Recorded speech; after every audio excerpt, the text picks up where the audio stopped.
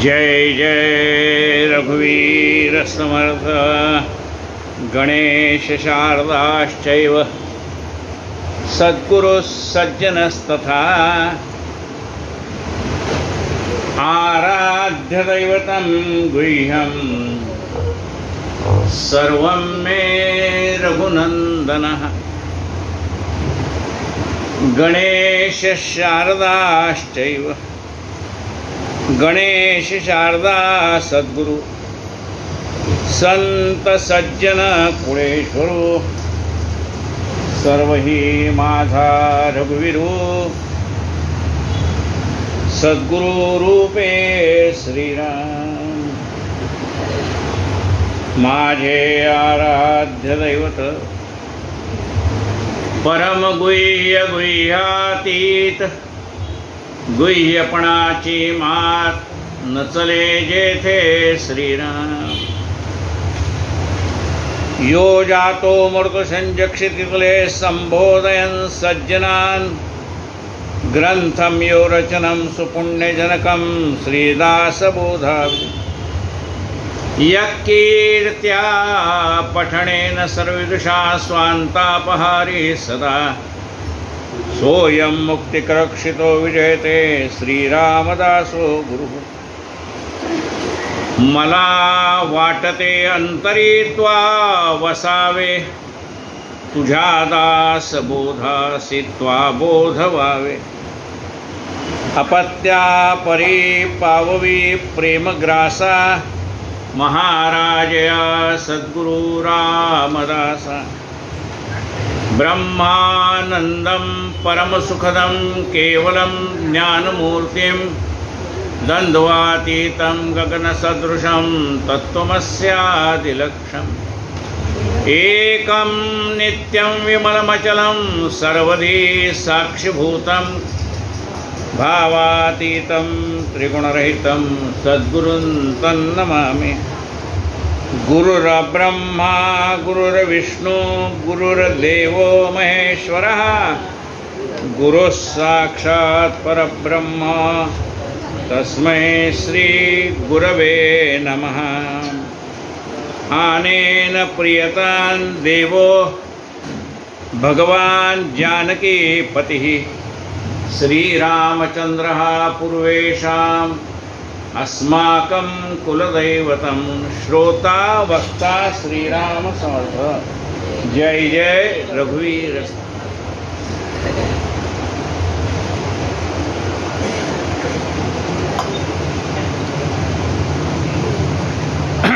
आपण ग्रंथराज दासबोध या विषयावरती यथाशक्ती चिंतन करतो। काल मी सांगितलं होतं की मी जर सासवडला गेलो तर येणार नाही, ज्या अर्थी दिसतोय त्या अर्थी सासवडला गेले नाही, पाऊस होता भरपूर म्हणून गेलो।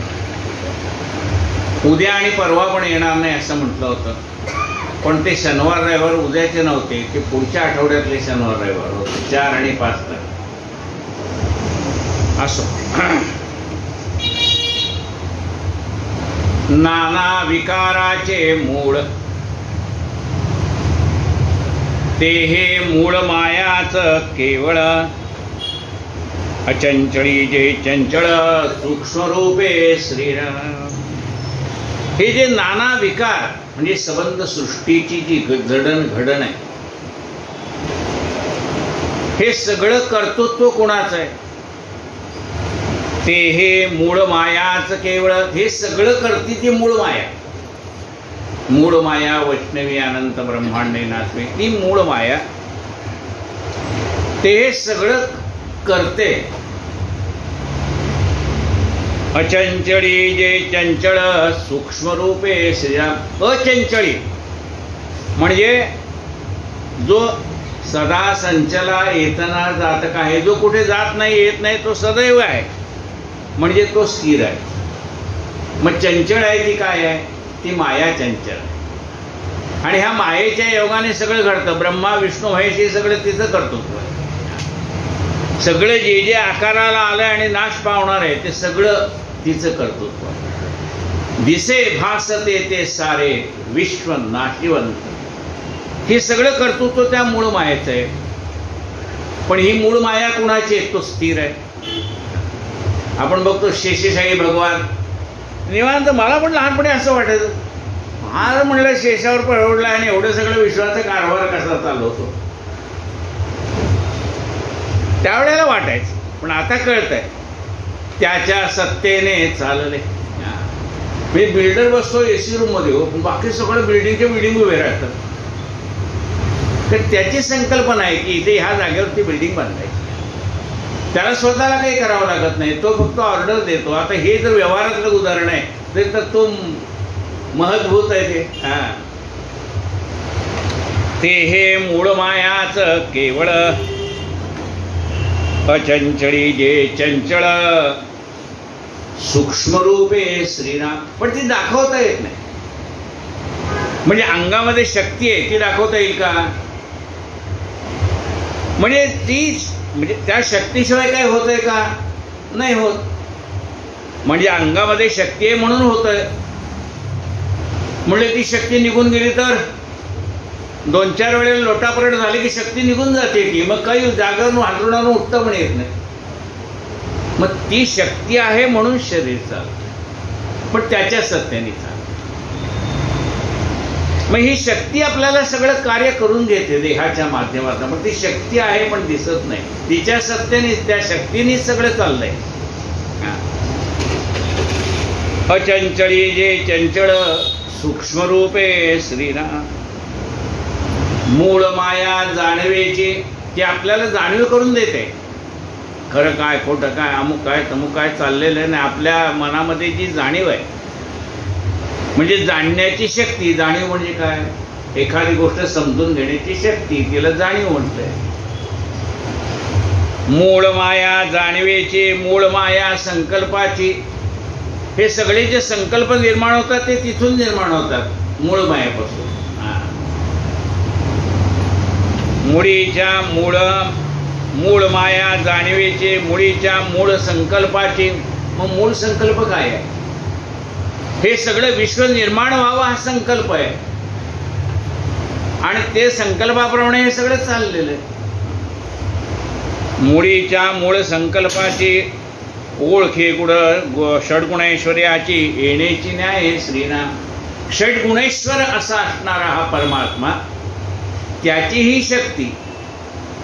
शक्ती एवढं करू शकते तर तो काय करू शकेल? विचार करायचा. त्याची शक्ती जर एवढं काम करते तर तो स्वतः काय करू शकतो? कर्तुम अकर्तुम अशी त्याची शक्ती आहे. प्रकृती पुरुष शिवशक्ती अर्धनारी नटेश्वर म्हणते, म्हणून त्याला अर्धनारी नटेश्वर म्हणलं. हा परमात्मा पुरुष आणि ही त्याची शक्ती, म्हणून त्याला शिव आणि शक्ती असं म्हटलेलं आहे. म्हणून त्याला अर्धनारी नटेश्वर असं म्हटलेलं आहे. म्हणजे पुरुषामध्ये सुद्धा काही स्त्रीचे गुण आहेत आणि स्त्रीमध्ये सहजासहजी काही पुरुषाचे गुण आहेत. म्हणजे कठोरपणा हा जो भाग आहे तो पुरुषाचा स्त्रियाकडे पण येतो, काही वेळेला त्या कठोर पण होतात. म्हणजे तो तिकडे येतो, आणि याच्यातला जो असणारा मायेचा आपलेपणाचा गुणधर्म आहे स्त्रीत्वाचा, तो पुरुषाकडे पण येतो. म्हणून त्याला असं म्हणलंय की ही शिव आणि शक्तीची रूप आहे. म्हणून त्याला अर्धनारी नटेश्वर म्हटलंय. अर्धांग पुरुषाचा, अर्धांग स्त्रीचा असं म्हटलंय. परित्याव हे जगज्योती मूळ त्यासी श्रीराम. पण या सगळ्याला मूळ कोण आहे? ही जगज्योती, जिच्या प्रकाशात हे सगळं चाललेलं आहे, ती जगज्योती मूळ आहे. म्हणून म्हटलंय अंतरीचा ज्ञानदीप मालू नको. संकल्पाचे जे चलन त्याची वायोचे लक्षण. मनामध्ये संकल्प निर्माण झाला की त्याच्यापासून काय निर्माण झाला? वायू, चंचलपणा. संकल्पाचे जे चलन त्याची वायोचे लक्षण. वायू आणि त्रिगुण आणि पंचभूते हे सगळी चंचलपणा वायूचा गुणधर्म आहे. आणि पंचमहाभूत आणि त्रिगुण पृथ्वी आप तेज वायू आकाश हे पंचमहाभूत आणि सत्व रज तम हे 3 गुण. म्हणजे यानेच हे संबंध विश्व निर्माण झालेलं आहे. म्हणून त्याला अष्टधा प्रकृती असं म्हटलंय. 8 तत्वांनी बनलेली ही प्रकृती म्हणजे हे विश्व आहे. त्याच्यामध्ये पंचमहाभूत आहेत आणि त्रिगुण आहे. संकल्पाचे जे चरणतेची वायूचे लक्षण वायू आणि त्रिगुण आणि पंचभूते श्रीराम. पाहता कोणी एक वेल त्याच्या मुळ्यास खोल पत्रे पुष्पे फळे केवळ मुळात पाशे श्रीराम. सगळं जे आहे ना ते मुळाजवळ. त्या मुळामध्येच काय आहे, त्या झाडाचं खोड आहे, त्याच्यामध्येच त्याच्या फांद्या आहेत, त्याच्यामध्येच त्याला येणारी फुलं आहेत, त्याला येणारी फळं आहेत. पण मूळ जर छेदून पाहिलं तर तिथं काही दिसत नाही. तसा मूळ जो परमात्मा आहे तिथं पाहायला गेलं तर काहीच नाही, निर्गुण निराकार.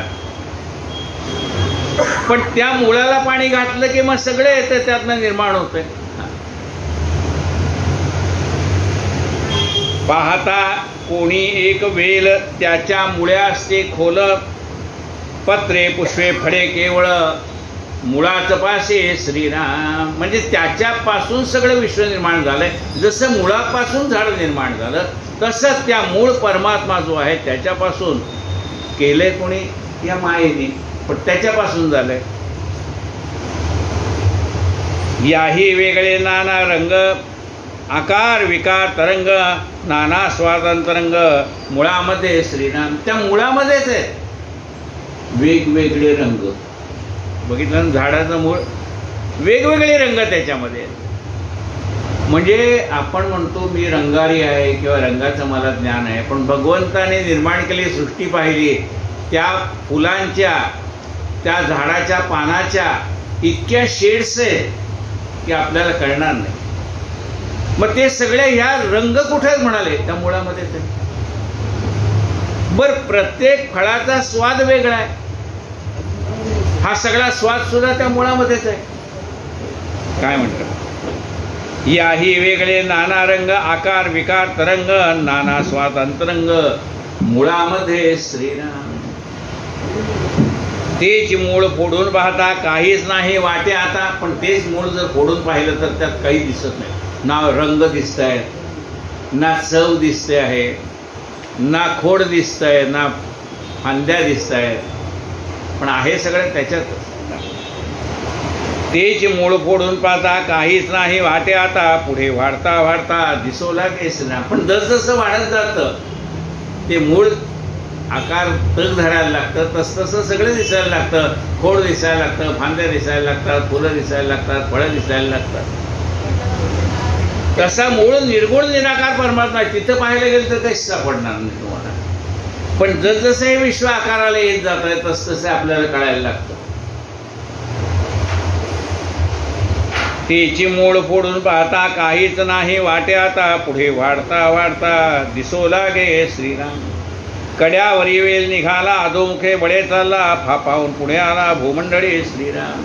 कड्यावरती, उंच कड्यावरती वेल आला आणि तो अधोमुख खाली चाललेला आहे. हे कशाच आहे, 15वा अध्याय. ऊर्ध्वमूलमथ शाखम मश्वत्थम प्राहुरव्यम छंदांशी असत पर्णाने. म्हणजे त्याचं मूळ वरती आहे आणि फांद्या आणि खाली. एरवी कसं आहे, एरवी झाड पाहायला गेलं तर मुळं जमिनीवर आहे आणि फांद्यावरती चालल्या आहेत. पण हे झाड वेगळं आहे म्हणाले, याचं मूळ वरती आहे आणि फांद्या खाली आहे. कड्यावरी वेल निघाला अधोमुखे बळे चालला फाफावून पुढे आला भूमंडळी श्रीराम. तैसी मूळ माया जाण पंचभूते आणि त्रिगुण मुळे आहे हे प्रमाण प्रत्यय जाणावे श्रीराम. ते जसं कड्यावरचा वेल खाली आलेला आपल्याला दिसतो तसं हे सगळं त्या मूळ मायेपासून निर्माण झालेलं आहे हे समजावं. तुम्हाला समजण्यासाठी ते उदाहरण दिलंय. मोठ्या डोंगरावरती एक वेल आली आणि ती खाली आहे. हे उदाहरण तुम्हाला हे मूळ तत्व कळण्यासाठी दिलेलं आहे. तैसी मूळ माया जाण पंचभूती आणि त्रिगुण मुळे आहेत हे प्रमाण प्रत्यय जाणावे श्रीराम. अखंड वेल पुढे वाढला नाना विकारी शोभला विकारांचा विकार झाला असंभाव्य श्रीराम. महावेल पुढे वाढत गेला, नाना प्रकारचे विकार त्याला निर्माण झाले. म्हणजे मनुष्य आहे, कोणी काळा, कोणी खुजा, कोणी कसा, असे अनेक विकार त्याच्यामध्ये निर्माण झाले. झाडं सुद्धा वेगवेगळ्या आकाराचे, वेगवेगळे ते फळं, नाना फडगरे फुटली, नाना जुंबाडे वाढली, अनंताग्रे चाललेली सृष्टीमध्ये श्रीराम. कित्येक फळे ते पडती आणि सवेची अनेक निघती, ऐशी होती आणि जाती सर्व काळ श्रीराम. त्या झाडाला फळं येतात, काही पिकलेली खाली पडतात, पुन्हा नवीन येतात. हे जसं आहे तसं माणसं जन्माला येतात, काही मरण पावतात, काही पुन्हा म्हणजे सृष्टी निर्माण होते ना.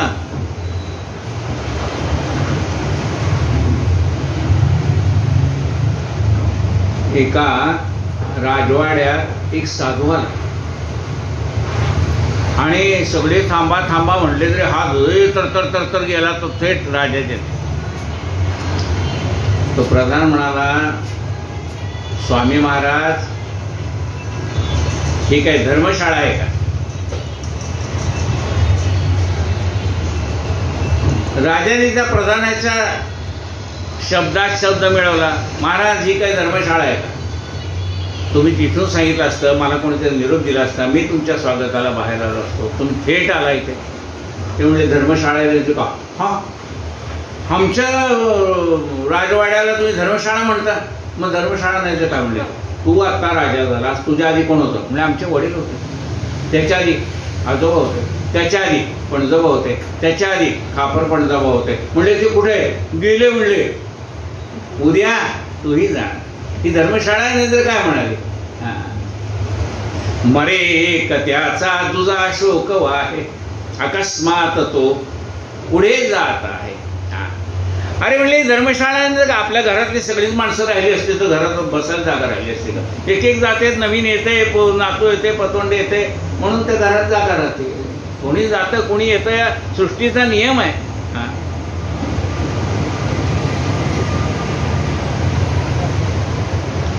अखंड वेल पुढे वाढला, नाना विकारी शोभला, विकारांचा विकार झाला असंभाव्य श्रीराम. कित्येक फळे ती पडती, सवेची अनेक निघती, ऐशी होती आणि जाती सर्व काळ श्रीराम.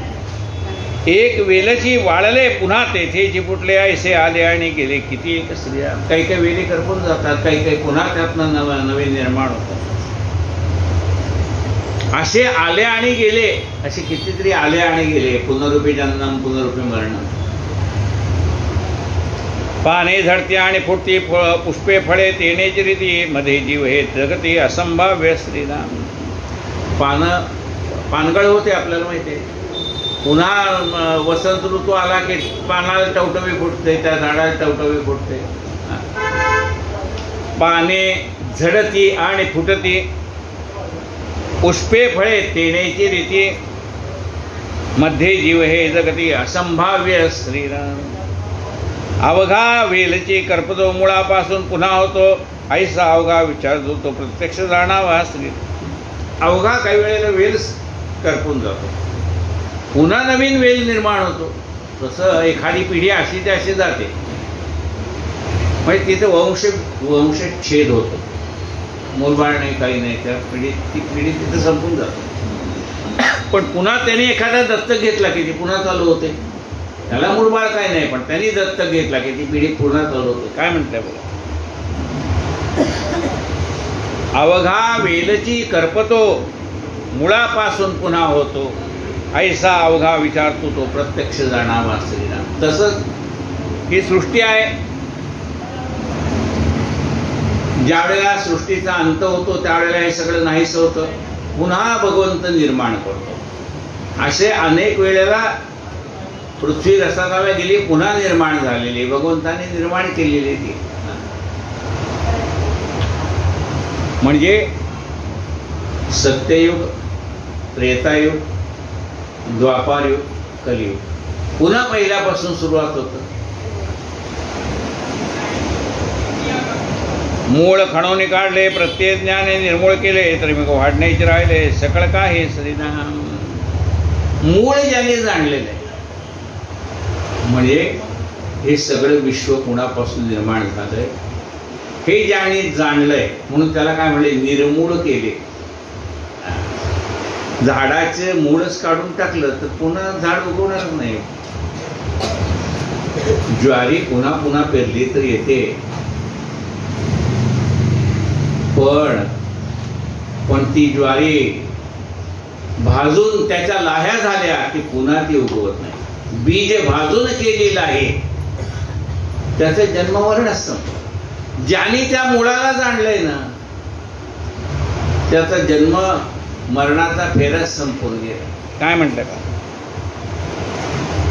मूळ खणून काढले म्हणजे हा मनुष्य मुळापर्यंत गेला. कशापासून सृष्टी झाली म्हणजे कशाने? हे ज्ञानाने जाणलं, गुरुच्या कृपेने जाणलं त्याने. मुळी खणून काढले, प्रत्ययज्ञाने निर्मूळ केले.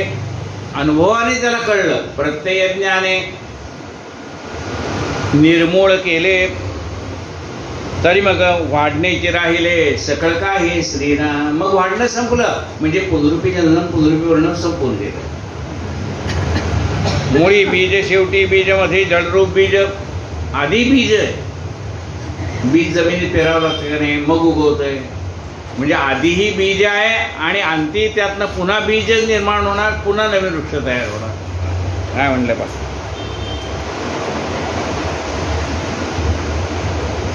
मुळी बीज आणि शेवटी बीज मध्ये जळरूप बीज. मध्ये कोण आहे? जळरूप, पाणी रूपाने ते बीजच आहे.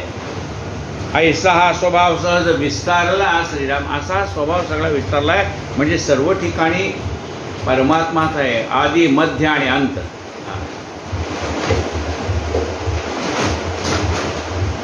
मुळामधील ज्या गोष्टी सांगत आहे बीजसृष्टी तेथील अंश तेथे कष्टी न होता जातो श्रीराम. मुळामधल्या गोष्टी सांगत आहे बीजसृष्टी. त्या मुळामधल्या ज्या गोष्टी आहेत ते बीज आपल्याला सांगतात. हे सगळं त्या मुळाजवळ आहे. हे आपल्याला जसं या वृक्षाची वाढ आणि त्याला निर्माण झालेलं बीज म्हणजे मग लक्षात येतं आधी आपण बीजच पेरलं होतं, पुन्हा हे सगळं निर्माण झालं, पुन्हा त्यातून बीज झालं. हा सृष्टीचा क्रम आपल्याला या झाडाचं उदाहरण घेऊन समजून सांगितलं. जातो येतो पुन्हा जातो ऐसा प्रत्यावृत्ती करतो, परंतु आत्मज्ञानी जो तो अन्यथानकडे श्रीराम. जातो येतो ऐसा प्रत्यावृत्ती करतो म्हणजे ज्याला ज्ञान झालेलं नाही असा अज्ञानी मनुष्य जातो आणि येतो. म्हणजे जन्म घेतो पुन्हा येतो. म्हणजे पुन्हा कशाला येतो? म्हणजे जे आहे ते फेडायला येतो. पाप केलं असेल तर भोगायला येतो, पुण्य केलं पाप केलं असेल तर फेडायला येतो, पुण्य केलं असेल तर भोगायला येतो. पुन्हा पुनरुपीवर्णन चाललंय. कर्म केलंय ना त्याचं काही पापात रूपांतर आहे, काही पुण्यात रूपांतर आहे. पुण्य भोगण्यासाठी येतो, पाप पण भोगण्यासाठीच येतो. पुण्यसुद्धा भोगायचंच आहे ना, पापही भोगायचंच आहे. त्याच्यासाठी मग याला मुक्ती कधी हो? ज्यावेळेला तो ते परब्रह्म तत्व जाणेल म्हणजे निर्गुण निराकार परमात्मा कसा आहे जाणेल, त्यावेळेला त्याचं जाणं येणं खुंटलं. जातो येतो पुन्हा जातो ऐसा प्रत्यावृत्ती करतो, परंतु आत्मज्ञानी जो तो अन्यथानकडे श्रीराम. पण आत्मज्ञानी मनुष्य आहे त्याला पुन्हा जन्म नाही. तो आत्मज्ञानी मनुष्य मुक्तच होऊन जातो. म्हणजे कधी मुक्त होतो? मेल्यावर का नाही, जिवंत असतानाच मुक्त झालाय. ज्ञानी मनुष्य जिवंत असतानाच मुक्त झालाय. तो संकल्प विकल्पाच्या पलीकडे गेलाय ज्ञानी मनुष्य. आम्ही अजून संकल्प विकल्पातच अडकलोय. न घडे ऐसे जरी म्हणावे तरी काहीतरी लागे जाणावे, अंतरीत परी ठावे सकळाच कैचे श्रीराम. आपल्याला मनातनं सगळ्या गोष्टी ज्या काही चाललेल्या आहेत घडामोडी त्याच्यावर आपण विचार करतोच का नाही? काहीतरी लागे जाणावे, काहीतरी गोष्टी समजून घ्याव्याच लागतात. प्रपंच कसा करावा समजून घ्यावं लागतं, परमार्थ कसा करावा समजून घ्यावं लागतं. अंतरीत परी ठावे सकळाच कैचे श्रीराम. ह्या अध्यात्माच्या गोष्टी सगळ्यालाच कळतील असं कसं? ज्यांनी जाणून घेण्याचा प्रयत्न केलाय त्याला कळते, ज्यांनी प्रयत्नच केला नाही त्याला कसं कळेल? तेणेसीची कार्यभाग करते परंतु तयाच नेणते देसे नाते काय करते बापुडे लोक श्रीराम. तेणेसीची कार्य करते त्याच्या सत्तेनेच कार्य करतात. चाले हे शरीर कोणाचे सत्ते म्हणजे त्याच्या सत्तेने त्याच्या आधाराने सगळं कार्य करतात परंतु तयास नेणते. पण माझं हे शरीर कोण चालवतो, डोळ्यातनं कोण पाहतो, कानातनं कोण ऐकतो, पायातनं कोण आपल्याला चालण्याची प्रेरणा देतो. मग हे जो कोणी करतो त्याला जाणायला पाहिजे का नको, कोण आहे हा परमात्मा. तेणेसीची कार्यभाग करते परंतु तयास नेणती दिसे नाते काय करते बापुडे लोक श्रीराम. दिसत नाही त्याला काय करावं. टाटा कंपनीत रिटायर झाला म्हणजे टाटाला पाहिलं का, म्हणले नाहीच पाहिलं. जसं आम्ही ह्या विश्वात येतो पण म्हणले भगवंत पाहिला का, नाही पाहिला. जसं तिथनं रिटायर झाला तसं आम्ही इथनं रिटायर होऊन जातो. पण ज्याच्या सत्तेने आपल्याला हे सगळं काही शक्ती दिली, डोळ्याने बघतो ध्वनी परिसतो, तो कोण आहे. निदान जिज्ञासा जरी असावी त्या परमात्म्याला जाणण्याची.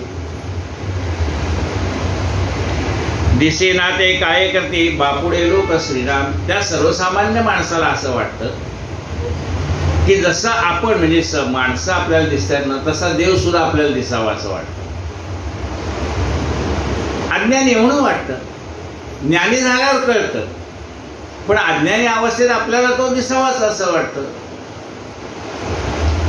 मग जशी साधना करेल तशी काही वेळेला ते देव स्वप्नामध्ये येतो, काही वेळेला प्रत्यक्ष दर्शनात येतो. पण पुढे पुढे त्याला खरं ज्ञान ज्यावेळेला होतं त्यावेळेला परमात्मा निर्गुण निराकार येते का. तोपर्यंत तो ह्या सगुण रूपातच गुंतलेला असल्यामुळे त्याला त्या दर्शनाचा आनंद होतो, सगळ्यात आनंद होतो. पण खरं जे आहेत ते आत्मतत्व ज्या वेळेला जाणलेलं असतं त्यावेळेला त्याला कळतं नाना देही देह एक विराजे नाना नाटक लीला सुंदर उपराजे.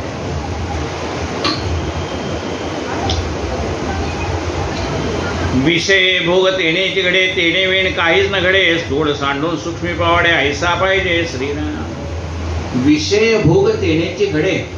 आपण विषयाचा भोग घेतो का नाही, म्हणजे एखादा उत्तम पदार्थ खातो का नाही, जिभेला गोड लागतो का नाही, खाताना त्याची चव कळते का नाही, पचतंय का नाही, सगळं आहे म्हणाले.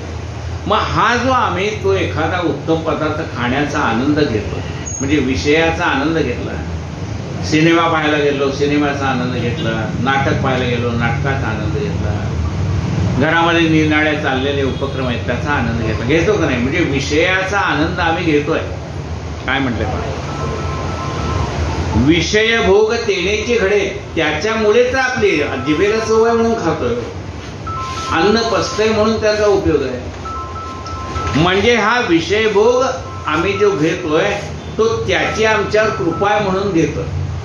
विषय भोग तेणेचे घडे तेणे वीण काहीच न घडे. त्याच्याशिवाय काही घडत नाही हो. बघा तो काय करतो, बोलवितो.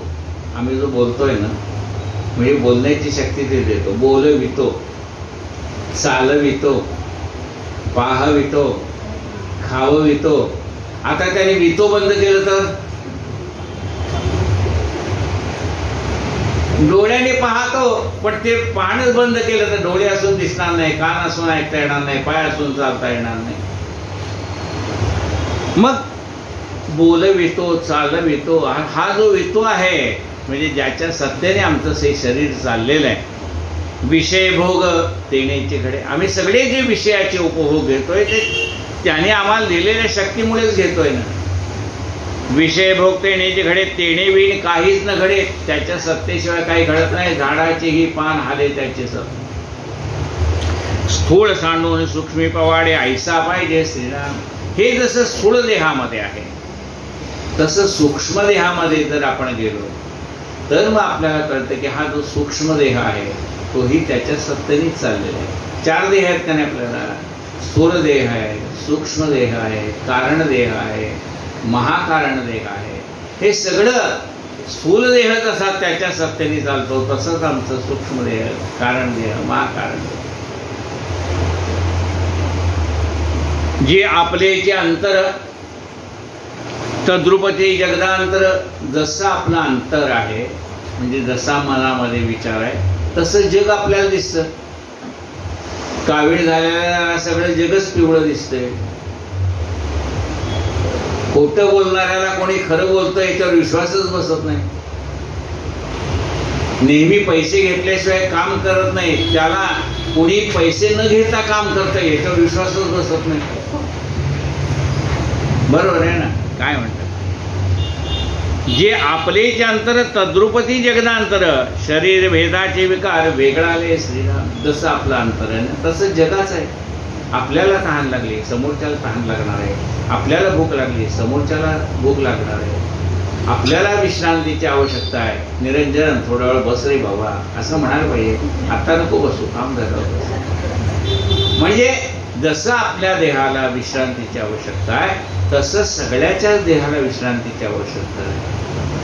आपल्याला जसं उकडतंय तसं समोरच्यालाही उकडत असणार, त्याच्यासाठी पंख्याची व्यवस्था करणं आवश्यक आहे. म्हणजे हे जसं यथा देहे आपल्याला जसं आहे ना तसंच जगात सगळ्याला आहे. आपल्याला भूक लागते त्याला लागणार, आपल्याला तहान लागते त्याला लागणार. जे आपलेचे अंतर तद्रुपती जगदांतर, शरीर भेदाचे विकार वेगवेगळा. शरीर भेद वेगवेगळे. कुणाला तहान जास्त लागेल कुणाला कमी लागेल पण लागणार आहे. कुणाला खायला जास्त लागेल कुणाला कमी लागेल पण भूक लागणार आहे. हे शरीर भेदाप्रमाणे कमी जास्ती असू शकेल. शरीर भेदाचे विकार वेगळाले श्रीराम. कोणी गोरा कोणी काळा, कोणी तुझा कोणी उंच. अंघोळीची अंघोळीस वेदना एकीची एकीस कडे ना, हात पाय अवयव नाना येण्याची ना हे श्रीराम. अंघोळीची अंघोळीस वेदना. प्रत्येक शरीरातले जे वेगवेगळे भाग आहे ते एकाला कळत नाही असं ते म्हणतात. प्रत्येकाचं वेगळं आहे. हां, हाताचं काम करण्याचं काम वेगळं आहे, पायाचं काम करण्याचं वेगळं आहे, डोळ्याचं पाहण्याचं वेगळं आहे. एकाचं दुसऱ्याला जमेल का? नाही जमणार. त्या त्या इंद्रियाला दिलेलं काम ते इंद्रियच करणार, दुसरे इंद्रिय ते काम करू शकत. अवयवाचे अवयव नेणे माते पराचे काय जाणे, या परांतर या कारणे जाणवे ना श्रीराम. एकाची वेदना दुसऱ्याला कळत नाही म्हणाले तर दुसऱ्याचा अंतर कसं कळणार? एकाची उदके सकळ वनस्पती, एका नाना गर्भेदी दिसती, खुडली तितकी सुक्ती, इरते टवटवीत श्रीराम. एकाच वाण्यापासून अनेक प्रकारच्या वनस्पती निर्माण झाल्या. म्हणजे आपल्या कुंडीत वेगवेगळी झाडं आहेत का नाही, पण त्या झाडाला आपण एकच पाणी घालतो का नाही? काय म्हणते? एकाची उदके सकळ वनस्पती म्हणजे विहिरीचं पाणी, एकाच विहिरीचं पाणी आहे. कारल्याला घातलं की कडू, उसाला घातलं की गोड, मिरचीला घातलं की तिखट, आंब्याचं म्हणजे कुठे एखाद्या आंबट वस्तू असेल त्याला त्या झाडाला घातलं तर त्याचा आंबट असा संत्री आहे. मग पाणी तर एकच आहे, मग असं वेगवेगळं का? तर ज्याचा जसा स्वभाव तसंच होणार. म्हणून पिंडे पिंडे मात्र भिन्न. माणसं तितकी जसं त्याचं आहे ते. मिरची ती तिखटच लागणार आहे, कारलं कडूच लागणार आहे. त्याला म्हणतात तुपात गोळा का साखरेत गोळा, कडू ते कडूच. म्हणजे एखाद्या माणसाचा जो स्वभाव आहे तो बदलत नाही. पाणी सगळ्या वेलीला पाणी सारखंच आहे, पण ज्याचा जसा गुणधर्म आहे तो तसाच वागणार. तशीच आपल्या घरातली माणसं, प्रत्येकाचा स्वभाव वेगळा. हे आपण गृहीत धरलं तर डोक्याला ताप होत नाही, पण नाही गृहीत धरलं तर ताप होतो.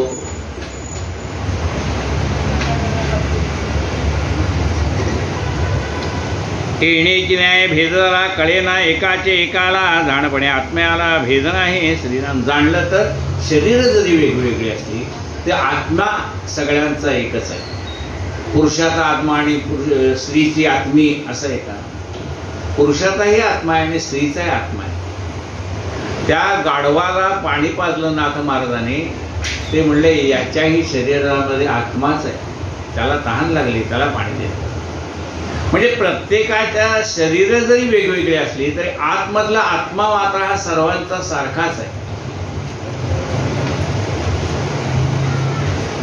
जाणपणे आत्म्याला भेद नाही श्रीराम. जाणलं तर लक्षात येतं की सगळ्याचा आत्मा एकच आहे.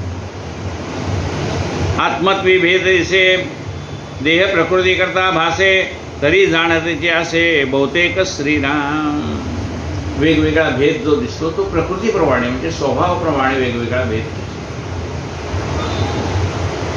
देखोन ऐकोन जाणते शाणे, अंतर परीक्षिती धूर्तते अवघेचे समजते गुप्तरूपे श्रीराम. देखोनी ऐकोनी जाणते. काही लोक दुसऱ्याचं पाहून शिकतात, काही लोक ऐकून शिकतात. म्हणजे मला शिकायचं आहे तर काही वेळेला ते दुसऱ्याचं पाहून सुद्धा आपण शिकू शकतो, काही वेळेला आपण दुसऱ्याचं ऐकून सुद्धा शिकू शकतो. काय म्हटलंय पहा, देखोनी ऐकोनी जाणती. शहाणे अंतर परीक्षिती. शहाणी माणसं प्रत्येकाचं अंतःकरण जाणून घेतात. शहाणे अंतर परीक्षिती. धूर्त ते अवघेची समजती गुप्त रूपे. धूर्त माणसाला सगळंच कळतं. धूर्त ते अवघेची जाणती गुप्त रूपे श्रीराम. जो बहुतांचे पालन करी तो बहुतांचे अंतरी, धूर्तपणे ठाऊके करी सकळ काय श्रीराम. जो बहुतांचे पालन करी, जो अनेक लोकांचा सांभाळ करतो.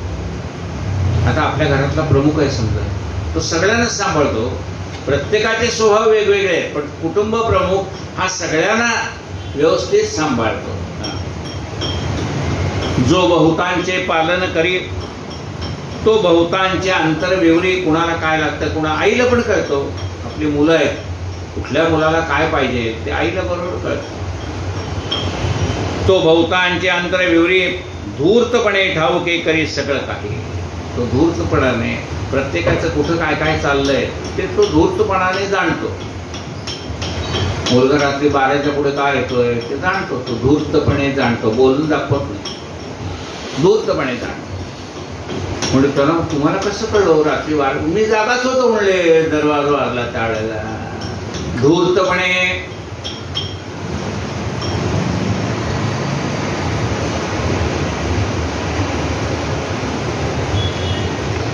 धूर्त ते अवघेच समजते गुप्तरूपे श्रीराम. धूर्त मनुष्य तो सगळं जाणतो.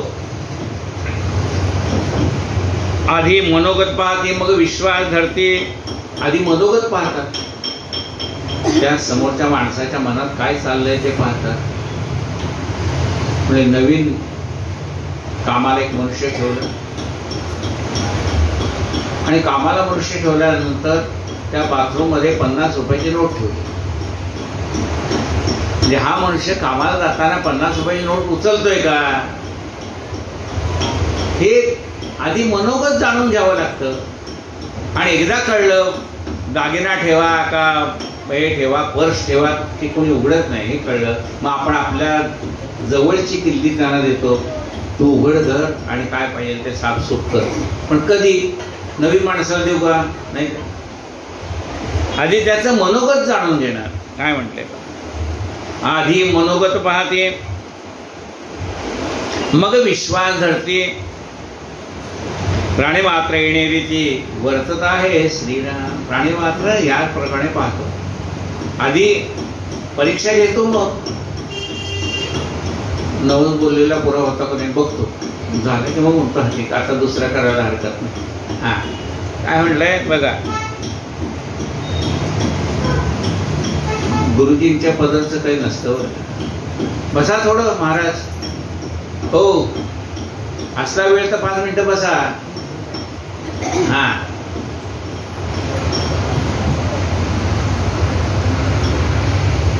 म्हणजे नवीन माणसावर विश्वास ठेवायचा झाला तर आधी आपण त्याची परीक्षा घेतो आणि मग घराच्या चाव्या पण त्याच्याजवळ देतो.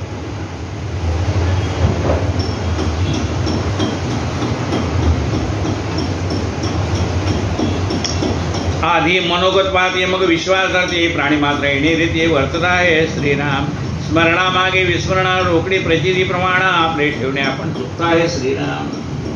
स्मरणामागे विस्मरण, जशा आपल्याला काही गोष्टी आठवतात तसं माणसाला विस्मरण सुद्धा आहे, विसरून जातो. आता आपल्याला असं वाटतं विस्मरण हे चांगलं का होईल. आपल्या आयुष्यातले जे कटू प्रसंग आहेत ते विसरायला तितकं चांगलं आहे की हो. पुन्हा पुन्हा पुन्हा तेच आठवून काय अहो त्यांच्या मुलीचं लग्न झालं ना त्यावेळेला मला जी साडी दिली ती एका धुण्यात संपली, ती कशाला आठवायचं.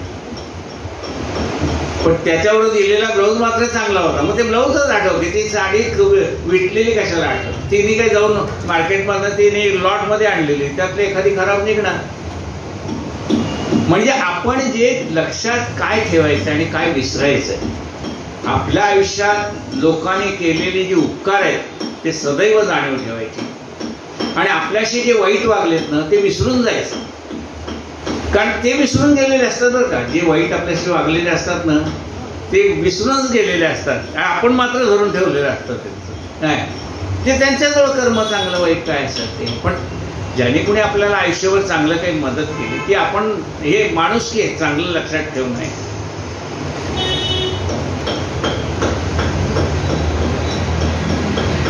स्मरणामागे विस्मरणा रोकडी प्रचिती प्रमाण आपले ठेवणे आपण चुकता आहे. आपणच ठेवलेली वस्तू आपण विसरतो. अगोबाई पिल्ली कुठे ठेवली पण आठवत, अगोबाई पर्स कुठे ठेवली पण आठवत. अगो म्हणजे आपणच ठेवली, दुसऱ्याने कोण ठेवली का नाही. आपणच ठेवलेली वस्तू आपल्याला सापडत नाही. एकदा असंच झालं, मंगळसूत्रच सापडलं. घरात शोध शोध शोध शोध शोधलं. मग काय सकाळपासून कोण कोण येऊन गेली आपल्या घरात. आता ना काही जाऊन विचारलं का नाही, पण हा यानेच त्याने त्याने आणि शेवटी बघितलं तर सापडलं. पण तोपर्यंत किती लोकांवरती आपण विश्वास दाखवला. म्हणजे आपल्याला विस्मरण झालंय, पण आपल्या विस्मरणामुळे आपण किती लोकांवरती अविश्वास दाखवला.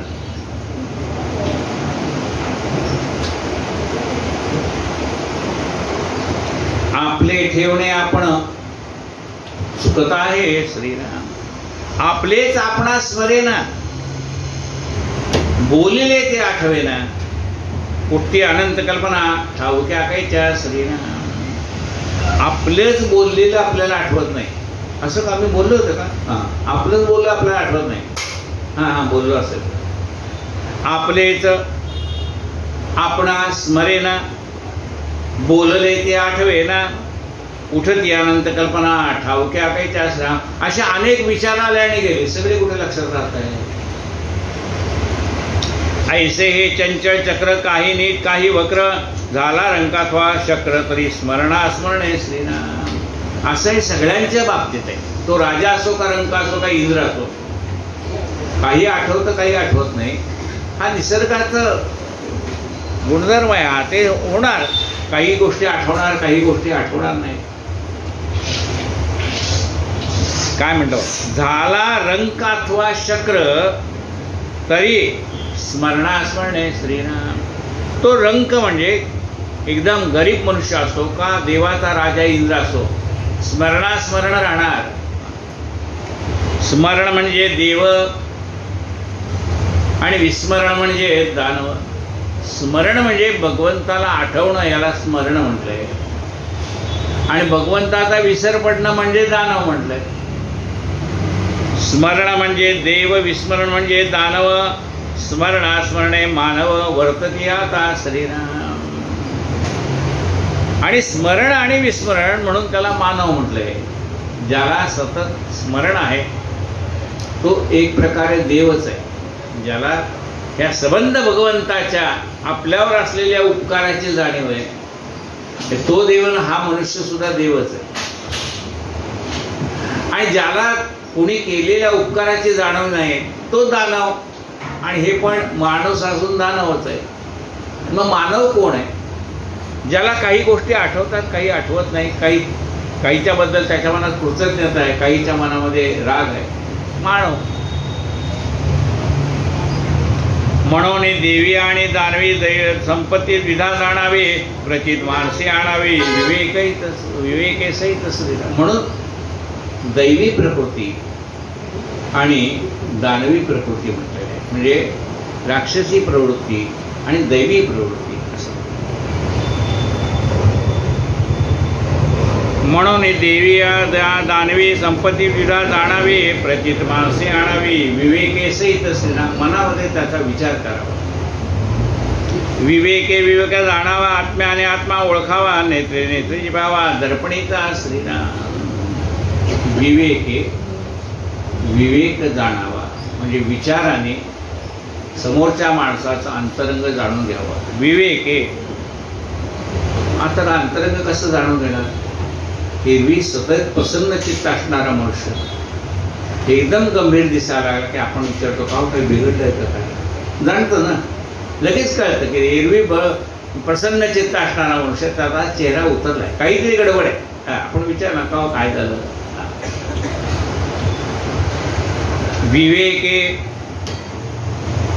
विवेक जाणावा, आत्म्याने आत्मा ओळखावा, नेत्रे नेत्रेचे पाहावा, दर्पणीचा श्रीराम. म्हणाले विवेकाने विवेक जाणावा, आत्म्याने आत्मा ओळख. आपला आत्मा आहे ना, मग समोरच्याच्या अंतःकरणामध्ये आत्माच आहे. मग आपल्या आत्म्याला दुखवलेलं आपल्याला आवडत नाही ना, मग आपण दुसऱ्याच्या आत्म्याला दुखवू नये. डोळ्याने डोळा पाहावा म्हणाले. म्हणले आम्हाला दुसऱ्याचे डोळे दिसत आहेत पण आमचा डोळा दिसत नाही. या डोळ्याने आपण सगळं जग पाहतो पण आपल्याला आपला डोळा दिसत नाही. मग म्हणजे कुठं पाहावं? दर्पणी पाहावा. म्हणजे आरशात पहा, तुमचा डोळा तुम्हाला दिसेल. नेत्री नेत्रची पाहावा, दर्पणीचा श्रीराम. सोळे स्थूळ खाजवावे, सूक्ष्मे सूक्ष्म समजावे, खुणेने खुणेच मानावे, अंतर्यामी श्रीराम. स्थूळ वस्तू आहे, ती स्थूळ वस्तू तुम्हाला म्हणजे खरंच खास सुटली तर आपण नखाने ती खाजवू शकतो. थोडे स्थूळ खाजवावे, सूक्ष्मे सूक्ष्म जाणावे. आतमध्ये वेदना आहे, त्याला काय करणार? म्हणजे त्याला काहीतरी औषध घ्यायला पाहिजे. सूक्ष्मे सूक्ष्म जाणावे, सूक्ष्म जाणावे, खुणेने खुणेच बनावे, अंतर्यामी श्रीराम. खुणावरनं आपल्याला कळलं पाहिजे समोरच्या माणसामध्ये जो बदल चाललेला आहे. एरवी आपल्याशी नीट बोलणारा मनुष्य आता आपल्याकडे लक्षही देत नाही किंवा आपल्याशी नीट बोलत नाही. म्हटल्यानंतर आपण जाणावं की तो मनुष्य काहीतरी दुखवला गेलाय आपल्याकडे. मग तो दुखवला का गेलाय हे सुद्धा आपण विचार करायला पाहिजे. खुणेने खुणेस बाणावे, अंतर्यामी श्रीराम. विचारे जाणावा विचार, अंतरे जाणावे अंतर. विचाराने विचार कळावा, समोरच्या माणसाचा विचार कसा आहे, कुठल्या अंगाने तो विचार करतो ते कळलं पाहिजे आपल्याला. विचारे विचार जाणावा, अंतरे जाणावे अंतर. आपल्या अंतरंगातनं समोरच्या माणसाचा अंतरंग आपल्याला ओळखता आला पाहिजे. अंतरे जाणावे परांतर, होऊन या श्रीराम. म्हणजे समोरच्याचं कसं कळणार हो आपल्याला अंतर? त्याच्या जागी मी असतो तर काय केलं असतं, असा विचार केला तर ते जाणता येतं. काय म्हणताय बघा, अंतरे जाणावे परांतर होऊन या. दुसऱ्याच्या अंतःकरणातला विचार आपल्याला कळायचा असता तर तो तसं का वागला, त्याच्या जागी मी असतो तर कसं वागला असतो आपण. अंतरे जाणावे परांतर, होऊन या श्रीराम. स्मरणा माझी विस्मरण, हेची भेदाचे लक्षण. स्मरणामध्ये विस्मरण होणं यांनी भेद निर्माण होतो. एक देशी परिपूर्ण होत नाही हे श्रीनाम. एकाच ठिकाणी राहून चालत नाही. म्हणजे एकाच ठिकाणी मन गुंतवून चालत नाही. सर्व गोष्टीचा माणसाला विचार करावा लागतो. म्हणजे एकांगाने विचार करून चालत नाही, एकांगी विचार चालत नाही, सर्वांगी विचार करावा लागतो. पुढे शिके मागे विसरे, पुढे उजेडे मागे अंधारे, पुढे स्मरे मागे विस्मरे, सकळ काही श्रीनाम. नवीन शिकतो पण पहिले विसरून जातो. नवीन पाढे पाठ केले पण काल केलेले विसरले.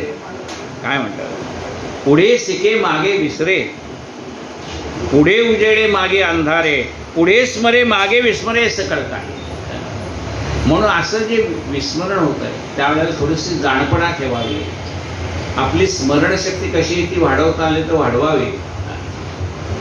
म्हणलं ती कशी वाढवता येणार. आपण जे ऐकतो ना ते घरी गेल्यावर आपल्या नातवंडाला सांगावं तर ते लक्षात राहील की नाही. आज गुरुजीने अमुक अमुक सांगितलं बरं का. ते दुसऱ्याला ज्यावेळेला आपण सांगतो ना त्यावेळेला ते आपल्या लक्षात राहतं. तुर्या जाणावी स्मरण, सुषुप्ती जाणावी विस्मरण, उभयता शरीरी जाण वर्तते आता श्रीराम. स्मरणाला काय म्हटले तुर्या अवस्था आणि विस्मरणाला म्हणले सुषुप्ती. झोपेमध्ये सगळं विसरून जातो ना आपण. पुरुष आहे का स्त्री एवढं पण लक्षात राहत नाही. एरवी झुरळाला घाबरणारा मनुष्य रात्रभर नाक शेजारी बसला तरी तो घाबरत नाही, कारण माहित तर विस्मरणच झालेलं आहे. तुर्या जाणावी स्मरण, सुषुप्ती जाणावी स्मरण, उभयता शरीरी जाण वर्तते आता श्रीराम. इति श्रीदासबोधे गुरु शिष्य संवादे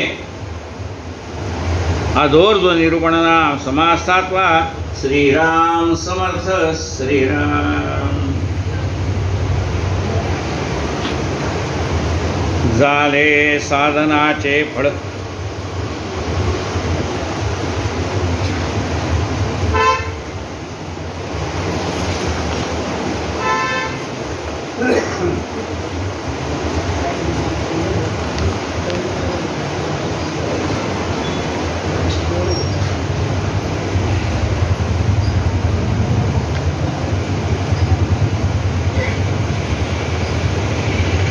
झाले साधनाचे फळ, संसार झाला सफळ. निर्गुण ब्रह्मते निश्चळ, अंतरी बिंबले श्रीराम. हिसेब झाला मायेचा, झाला निवाडा तत्वांचा. साध्य होता साधनाचा, ठाव नाही श्रीराम. स्वप्नी जे जे देखिले ते ते जागृते सुडाले. सहजचे अनुर्वाच्य झाले बोलताने श्रीराम. ऐसे हे विवेके जाणावे, प्रत्येक गुणेशी बाणावे. जन्म मृत्यूच्या नावे शून्याकार श्रीराम. भक्ताचे निसाभिमाने कृपा केली दाशरथीने. समर्थ कृपेची वचने तो हा दासबोध श्रीराम. 20 दशक दासबोध श्रवणद्वारे घेता शोध. मनन करत्यास विशद परमार्थो तो श्रीराम. 20 दशक 200 समास साधके पहावे सावकाश. व्यर्था विशेषा विशेष कळो लागे श्रीराम. ग्रंथाचे करावे स्तवन, स्तवनाचे काय प्रयोजन. येथे प्रत्ययास कारण प्रत्ययो पहावा श्रीराम. देहे तवपाचा भूतांचा, कर्तात्मा तेथीचा. आणि कवित्व प्रकार मनुष्याचा, कशावरून हे श्रीराम. सकळ करणे जगदीशाचे, आणि कवित्वची काय मनुष्याचे. ऐशा प्रमाण बोलण्याचे, काय घ्यावे श्रीराम. सकळ देहाचा धाडा केला, तत्व समुदाय उडाला. तेथे कोण्या पदार्थाला आपुले म्हणावे श्रीराम. ऐसी ही विचाराची कामे, उगेच भ्रमो नये भ्रवे. जगदीश्वरे अनुक्रमे सकळ केले श्रीराम. इति श्रीदासबोधे गुरु शिष्य संवादे विमळ ब्रह्म निरूपणनाम समास 10वा श्रीराम. जय जय रघुवीर समर्थ. आरती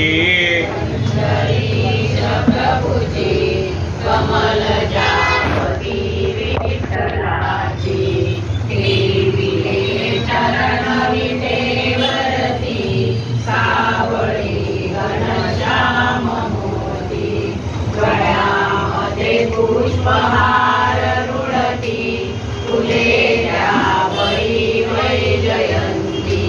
लाजला पंचबाण जासी, लाजला पंचबाण जासी. असे देवदन कमल समनयन हरपले कान पावताची. तुम्ही माय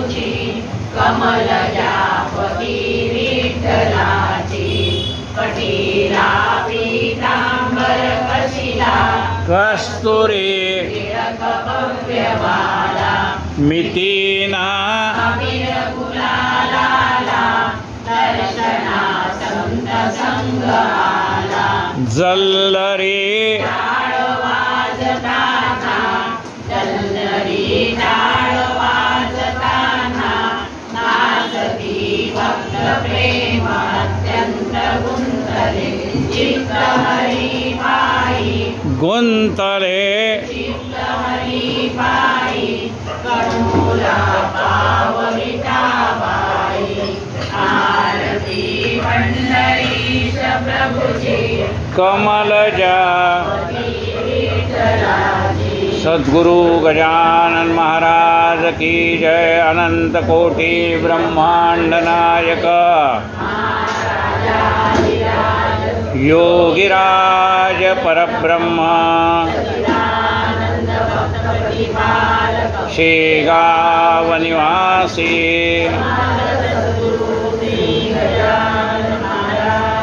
माऊली ज्ञानेश्वर महाराज जगद्गुरु संत तुकाराम जय जय रघुवीर समर्थ।